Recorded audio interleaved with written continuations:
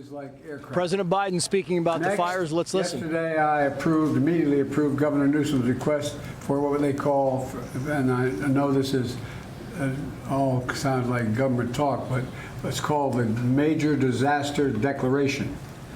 This declaration allows folks, at the request of the governor, the declaration allows folks who have been impacted to get immediate cash assistance to cover things like everything from groceries to baby formula to prescriptions. Because as you've seen and you reported, a lot of these places are burned to the ground. There's not a single thing left in their homes.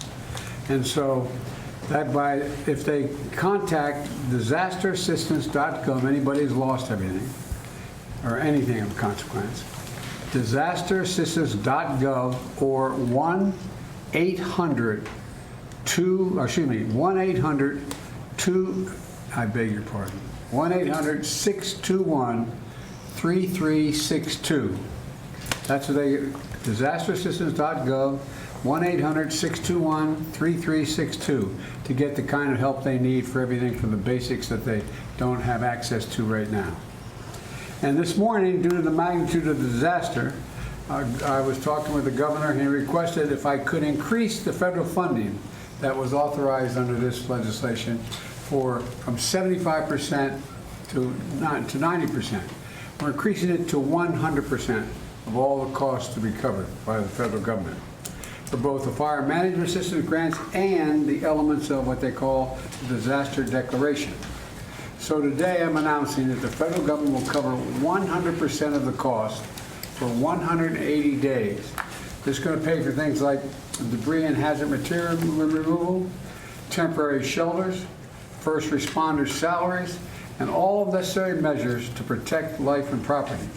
And folks, I want to underscore, I told the governor and local officials, spare no expense to do what they need to do and contain these fires and in their communities that have really been devastating. And we're doing literally everything we can at a federal level. That's also why I call this group of folks around this table of all relevant federal departments and agencies together to discuss what more we can do. And some of the folks are on the screen as well. Before we begin things, here's an update on where things stand right now. First, we're focused on helping contain these fires. Over the last 24 hours, the United States Forest Service, working with state and local responders, has suppressed over 50 fire starts. And the fire in the Hollywood Hills has been contained by brave firefighters risking their lives. Right now, 3 major fires are still burning in the Pacific Palisades, in Pasadena, and in Sylmar. I want to be clear. What I know from talking to the governor, that there are concerns out there that there's also been a water shortage. The fact is, the utilities understandably shut off power because they're worried the lines that they carry the energy were going to be blown down and spark additional fires. But the Cal Fire, when it did that, it cut off the ability to generate pumping the water. That's what caused the lack of water in these hydrants. And so Cal Fire is bringing in generators to get these pumps up and working again so that there's no longer a shortage of water coming out of these hydrants.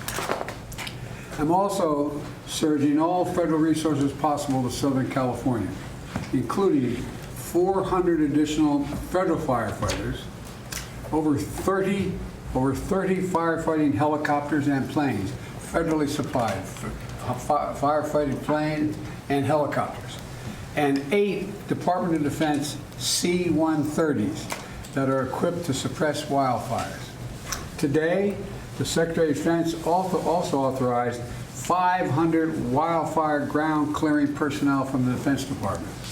And I've directed the department to continue working with Governor Newsom to identify additional resources that can be provided for public safety and security.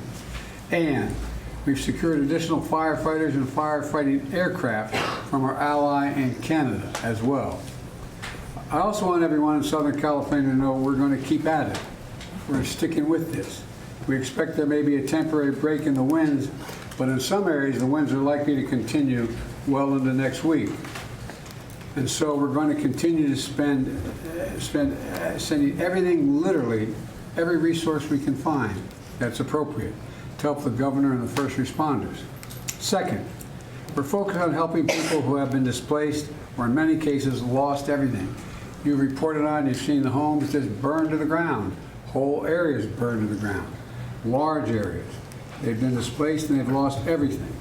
As I said, since the fire started, FEMA has been working with the state to help residents get shelter, groceries, prescriptions, and other critical goods like baby formula. We're also sent FEMA Director Criswell to Los Angeles to manage our response on the ground. She was supposed to be on this call, but we have the deputy here because she is out in the field with the governor right now, surveying what's going on. Let me close with a message to the people of Southern California. We are with you. We're not going anywhere. To the firefighters and first responders, you are heroes. Many of these firefighters are out there risking their lives and some, well, I won't go beyond that, but risking their lives, and while their own homes are in danger, their families are in danger. To the firefighters and first responders, you really are, it's not hyperbole, you're heroes. You're genuinely heroes. And the worst, this is the most widespread, devastating fire in California's history. It's amazing. And there's nobody who understands it better than the press has been covering this on a minute-to-minute basis. And you literally have to run into the flames, these firefighters. You know that old expression, God made man, then he made a few firefighters. Who runs into flames? You know, in doing so, you're leaving your own families and who may be in harm's way as well. So we owe you. And we're going to make sure that you get every resource you need, every possible resource you need. You know, to the families who have been impacted by this disaster, you're living through a nightmare, I know. And I promise you, we're going to help you get through this and eventually recover and rebuild. I'm going to turn it over now to the Vice President before we go on to the folks in the various cabinet positions as well as agencies that control these issues. Madam Vice President, I know you're directly affected, so you fire away. No pun intended. Indeed. Thank you, Mr. President, and also for the work that everyone around this table has been doing with the appropriate sense of urgency, because this is an urgent matter. What we have seen in California, and in particular in Southern California, is apocalyptic in terms of the nature of it and the unprecedented nature of it as well. And what we are seeing is a situation that is extremely dynamic. It is very much in play, and to some degree unpredictable, because we are literally waiting to see which way the wind blows. And I cannot praise enough the local leaders, most of whom I have talked with, and in particular our firefighters, who, as the President has said, they are working around the clock. They are working 12-hour, even longer shifts, and they are doing it with a sense of optimism, but also with an understanding of how serious this moment is and how important their work is to real lives and real people. Thousands of families have been displaced. Many of those families with young children with nowhere to go. And what we know is that this is a matter of current urgency, but this is also something that is going to have an impact for months and years to come. And on that point, I will also make note of the fact that, sadly, many insurance companies have canceled insurance for a lot of the families who have been affected and will be affected, which is only going to delay or place an added burden on their ability to recover. And I think that is an important point that must be raised, and hopefully there can be some way to address that issue, because these families, so many of them, otherwise will not have the resources to recover in any meaningful way. And many of them have lost everything. In the midst, however, of all of the trauma that has occurred, we have seen extraordinary acts of heroism. I am hearing countless stories of strangers helping strangers. People who are opening their homes where they are intact and have not had to evacuate, opening their homes to neighbors, to friends of neighbors, feeding them and providing shelter for them. And I do think that it speaks to the best of who we are as a country, which is in times of crisis, we find the heroes among us who we may not have known before, but act out of a sense of courage, but also a sense of community.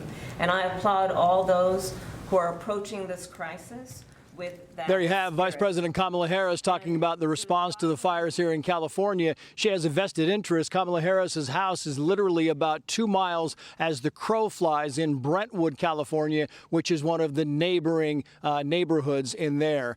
I'm Steve Ducey. I'm Brian Kilmeade. And I'm Ainsley Earhart. And click here to subscribe to the Fox News YouTube page to catch our hottest interviews and most compelling analysis.